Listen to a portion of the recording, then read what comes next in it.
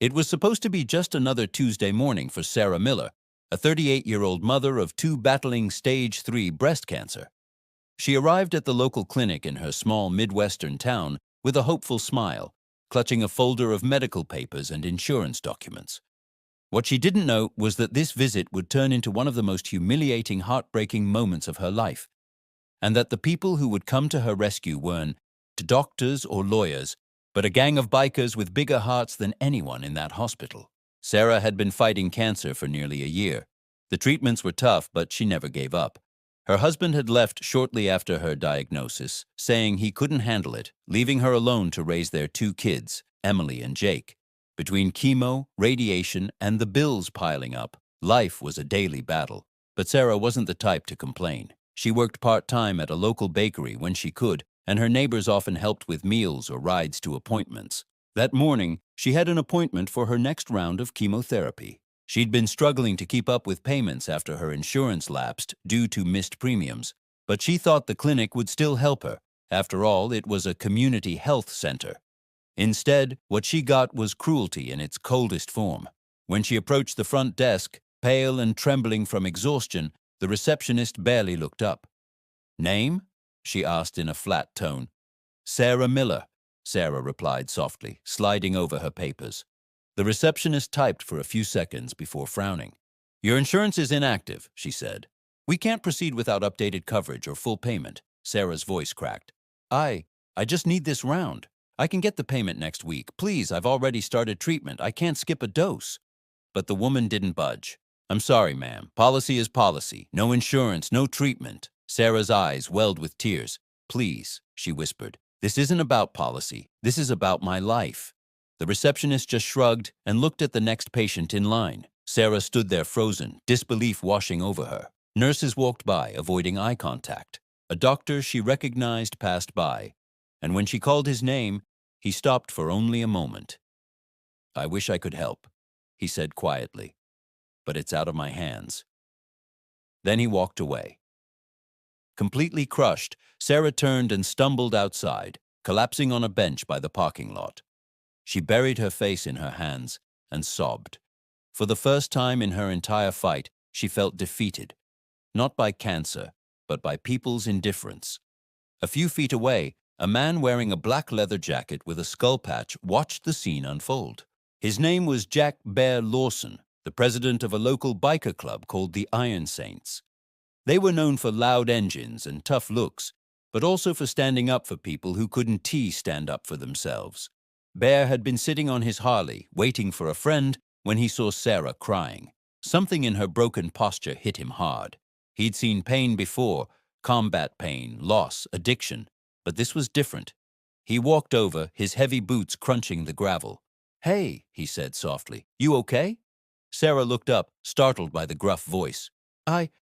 I'm fine," she said, wiping her tears. "Doesn't look that way," Bear replied. "What happened?" At first she didn't want to tell him. He looked intimidating, tall, broad, covered in tattoos.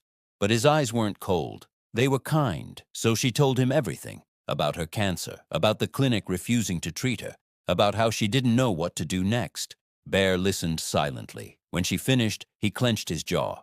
"That's not right," he muttered. "Not one damn bit." Without another word, he pulled out his phone and made a call. "Hey, brothers," he said. "Meet me at the clinic, now." 15 minutes later, the rumble of motorcycles filled the parking lot. One by one, nearly a dozen bikers rolled in, engines growling, chrome glinting in the sunlight. People in the parking lot stopped to stare. Nurses peeked out the windows. The Iron Saints had arrived. Bear turned to Sarah. "You just sit tight, ma'am. We'll handle this." He marched straight into the clinic, followed by his crew. The receptionist's eyes widened. Can I help you?" she stammered. Bear placed both hands on the counter. "Yeah, you can. You can explain why you turned away a cancer patient who's fighting for her life." "Sir, I don't know what you're talking about." He interrupted. "Her name's Sarah Miller. She is sitting out there right now crying her heart out because you people care more about paperwork than saving lives." The manager rushed out from the back, looking nervous. "Sir, please, there's no need for hostility." "No hostility," Bear said, his voice calm but firm. "Just accountability. You're a medical clinic. You're supposed to help people, not kick them to the curb because of an insurance glitch. Other patients in the waiting room began to whisper.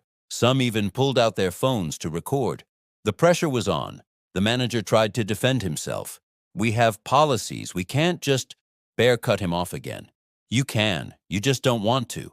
But let me make it easy for you. We'll cover her treatment, every cent. And if you still refuse, I'll make sure every news outlet in this town hears about how this clinic denied care to a dying woman. The room went silent. The receptionist's face turned pale. The manager stuttered, You'll pay for it? Bear nodded. That's right, all of it, and we'll be back every week to make sure she gets what she needs. Within minutes, the staff's attitude changed completely. Nurses who'd avoided eye contact earlier suddenly came out to greet Sarah. They apologized, ushering her back inside. She was in shock. When she saw Bear again, she tried to protest. You can't do that. I don't have the money to... Bear smiled and shook his head. Don't worry about it. You've got a new family now. From that day on, the Iron Saints made it their mission to take care of Sarah. They drove her to every appointment, raised money through charity rides, and even renovated her house. Her kids adored them. Emily started calling Bear Uncle Bear, and Jake loved riding on the back of the bikes during parades. Word of what happened spread fast. Local news picked it up, then national outlets. Biker gang pays for cancer patients' treatment after clinic refused care, the headlines read. People could not believe it. Men who looked like outlaws had shown more humanity than the entire healthcare system. Donations poured in, not just for Sarah, but for other patients struggling to afford treatment. Within months, the Iron Saints launched a foundation called Ride for Life, dedicated to helping cancer patients pay for care. What started as one woman's heartbreak turned into a movement of compassion. As for Sarah, her treatment continued without interruption. She fought bravely, her spirit stronger than ever. One day, when she was well enough, she stood on stage at a biker rally, her hair just starting to grow back, and told her story to thousands. Through tears, she said, I thought cancer would be the thing that broke me, but instead it showed me the power of kindness, and that family isn't always blood. Sometimes it's leather and chrome. The crowd roared. Engines revved. The sound echoed across the valley, a symphony of solidarity. Months later, when Sarah's scans finally came back clear, she celebrated not in a hospital, but at the Iron Saints clubhouse. They threw her a party with music, laughter, and a custom leather jacket made just for her. On the back, embroidered in gold thread, were the words, Iron Saint for Life.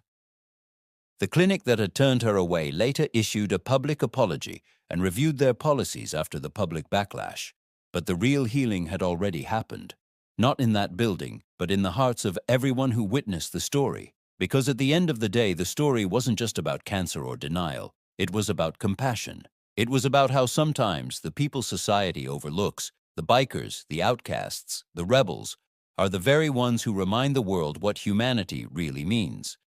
Sarah's story became a symbol of hope, a reminder that kindness can roar louder than any engine, and that even when life tries to break you, there are still people out there willing to ride through the storm with you. As the sun set that evening, the rumble of motorcycles echoed through town once more, not as a warning, but as a promise that no one, especially those fighting for their lives, would ever be left behind again. Thanks for watching, and remember to subscribe for more inspiring stories.